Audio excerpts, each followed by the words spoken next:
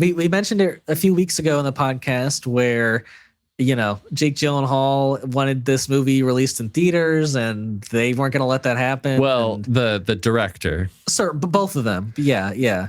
But then there was the drama that Jake Gyllenhaal came out and said, well, no, they did, actually say like that it was always going to be released digitally and in streaming. And then you're like, okay, what is actually going on? Right. But now it's come out that because this property was, I guess, in danger of like if it doesn't release in time, it was in danger of like releasing to just back to like the original rights. Like they wouldn't have the rights anymore, basically Amazon. And because of that, there's reports that they used AI to finish the dialogue of some of this movie to get it out in time, so they didn't release the rights back to the original owners, which is a little scary, I think, for a lot of people, especially if like you watch this movie and like you can't even notice. Yeah, but yeah, I think there's like clear like moral and I don't know what else, but obviously why Amazon shouldn't have done this. There was a strike going on at the time. You shouldn't have been working on a movie at all. Well, but not that I'm in defense of like big $1 billion, quadrupled $1 million studios, Amazon. But I do have some thoughts, and one of them, I think it sucks, and I don't like it that they used AI. If it's true that they used AI voices to finish up a movie because they couldn't have the actors, but it was a writers and actors strike. Mm-hmm. So technically, they didn't do anything. Like, the agreement was not signed. They are not at fault for doing that. Sure, it just sucks. And here's the thing. I would assume that they don't have permission from like the actors in the movie to digitally recreate their voices. But there's no laws that are made to do that. But that's exactly what the actors were fighting during the strike, though. I know, but they couldn't. I get it. It's not illegal, but it's like obviously like upsetting. Amazon morally sucks for doing that. But here's the other thing. That thing about the original writer of Roadhouse, who goes by Lance Hill, he is saying that I made the original movie on a spec script, and I had an exclusive deal with my company and Amazon, and that if they didn't get it finished in time, it would revert back to me. Right. Now, that could be true, but it does seem in this article that I was reading from the Los Angeles Times that it was, in fact, he was hired under contract to write the script. Therefore, foregoes all rights to it. Is this like director just lying at his ass? Like, what's going on? This is the screenwriter from the original Roadhouse. Oh, okay. So interesting.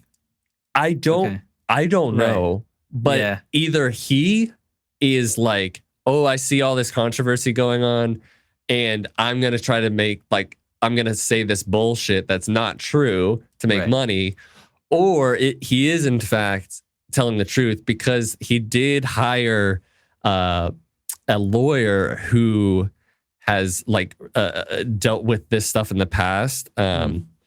So like copyright stuff or something. Yes. I'm trying to find who.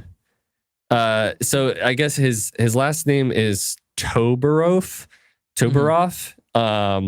And he handled the stuff with against cases against Marvel Studios with the heirs of creators of Marvel characters like Thor, X-Men, Black Panther. he also represented Steve Ditko with Spider-Man and all these comic book characters. So he did copyright cases for like Friday the 13th, and also stuff with Jerry Siegel, who created Superman. So if this guy's taking it on, there could be something to it. I guess I'm just, but I don't know. It's just confused, like how there's fucking drama, Ian. Right, I'm just confused how there's like a case there. Like, are they arguing that like they weren't in the right to use AI to try and finish it before like the rights revert? Like I don't know. So the dispute. So odd.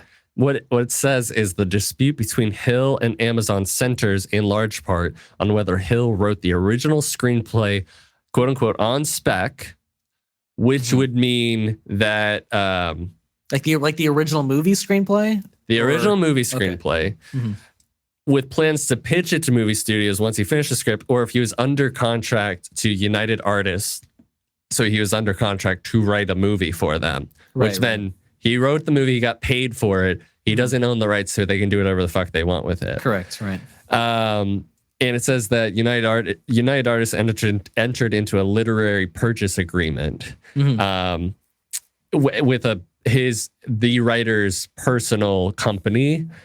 And it said Hill had neither an employment nor contractual relationship with United Artists when he wrote the screenplay. Rather, United Artists attained the 1986 grant from Hill well after the screenplay had been completed.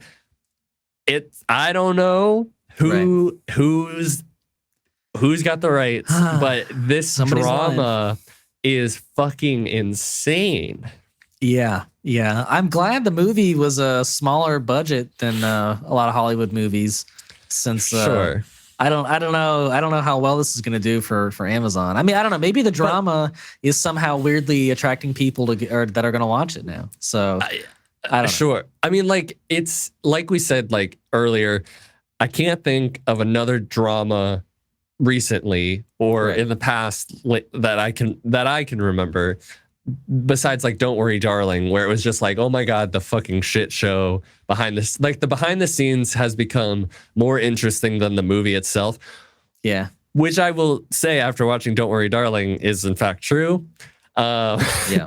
But yeah, I just think, with what the director's saying, I don't know if he's lying.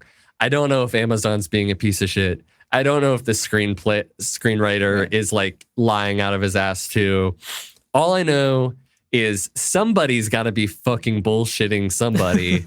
And it's just so sad, because I don't know. If Amazon's, and let's say like Amazon did have the rights, but they still decided to use AI to finish this movie, which is within their rights currently. It still makes no sense. Like for them, like if there was nothing that like they needed to race against the clock for, then they're even worse. Like they're like that's ridiculous. If it's true, I think it's really disgusting. Yeah, like, I understand it's your money. You are putting money to make this product and whatnot.